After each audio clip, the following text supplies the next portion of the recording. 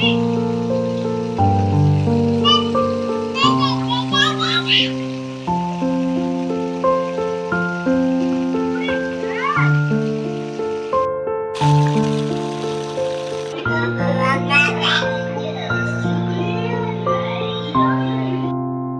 செய்ய போகிறோம். ரவா கேசரி செய்ய தேவையான பொருளுங்க, 1 கப் ரவா, 1 கப் ஜீனி, நெய் தேவையான அளவு, 2 டம்ளர் தண்ணி எடுத்துக்கோங்க. அளவு நெய் ஊற்றிக்கோங்க.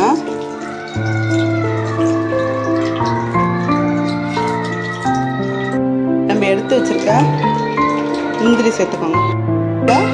பாதாம் 4 எடுத்து சேர்த்துக்கோங்க. இந்த நெய்யிலே 1 கப் ஒரு டம்ளர் ரவாவை வறுத்து எடுத்துக்கோங்க.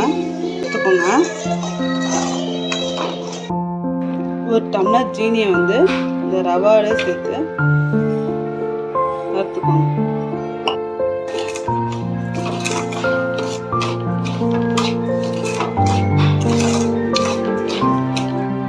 எனக்கு கேசரினா ரொம்ப பிடிக்கும். அம்மா கேசரி செஞ்சு தாங்கன்னு கேட்குறான். அவனுக்காக இன்றைக்கி நான் செஞ்சுட்ருக்கேன். நீங்களும் இந்த மாதிரி செஞ்சு பாருங்கள். இப்போ இதோட 2 டம்ளர் தண்ணியை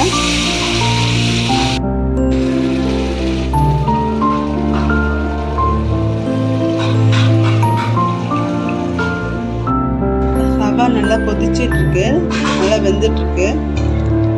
டேஸ்ட்டுக்கு கொஞ்சம் உப்பு போட்டுக்கோங்க. இந்த ஸ்டேஜில் கலர் ஆட் பண்ணிக்கோங்க. கலர் நல்லா மிக்ஸ் பண்ணிக்கோங்க. அப்புறம் எப்படி திரண்ட வருது பார்த்தீங்களா? வச்சுருக்கேன். சிம்மிலே வச்சுக்கோங்க. ஃப்ளேம் அதிகமாக இருந்துச்சுன்னா அப்புறம் ரொம்ப கருகிடும், அடி பிடிச்சிரும். இந்த ஸ்டேஜில் எடுத்து வச்சுருக்க கொஞ்சம் எண்ணெயை நம்ம சாப்பாட்டுக்கு பயன்படுத்துகிற எண்ணெயை கொஞ்சம் ஊற்றிக்கோங்க. அப்போ தான் நம்ம கல்யாண வீட்டில் ரவா கேசரி மாதிரியே இருக்கும்.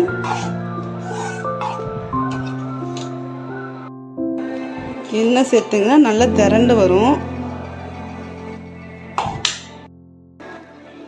இந்த ஸ்டேஜில் கொஞ்சம் நெய் சேர்த்துக்கோங்க. நம்ம நெய்யில் வறுத்து வச்சுருக்க முந்திரி பாதாமை போட்டுக்கோங்க. நெய் எப்படி பிரிஞ்சு வருது பார்த்தீங்களா? தனித்தனியாக எப்படி வருது பார்த்தீங்களா? சுவையான டேஸ்டான கேசரி ரெடி. என் பையனுக்கான கேட்டதுக்காண்டி செஞ்சு பார்த்தீங்களா?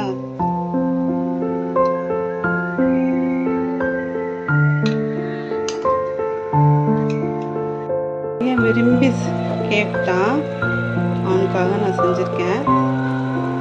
நல்லா வெந்துருச்சு, கரைகிற மாதிரி அந்த மாதிரி இருக்கு. எதுவுமே ஒட்டலை. பாதாம் கொஞ்சம் ஆனால் கேசரி ரெடி. வாங்க சாப்பிடலாம். என்ன